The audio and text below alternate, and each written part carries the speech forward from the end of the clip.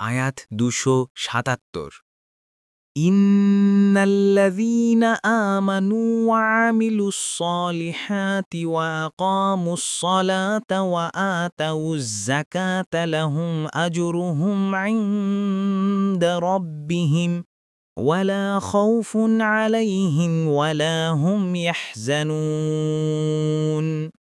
অনুবাদ: নিশ্চয় যারা ঈমান এনেছে, সৎ কাজ করেছে, সালাত প্রতিষ্ঠা করেছে এবং যাকাত দিয়েছে, তাদের প্রতিদান রয়েছে তাদের রবের নিকট, আর তাদের কোনো ভয় নেই এবং তারা চিন্তিতও হবে না।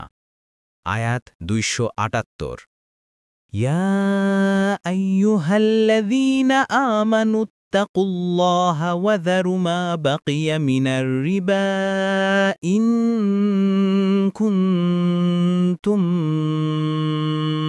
মুমিনিন। অনুবাদ: হে মুমিনগণ, তোমরা আল্লাহর তাকওয়া অবলম্বন করো এবং সুদের যা বকেয়া আছে তা ছেড়ে দাও যদি তোমরা মুমিন হও।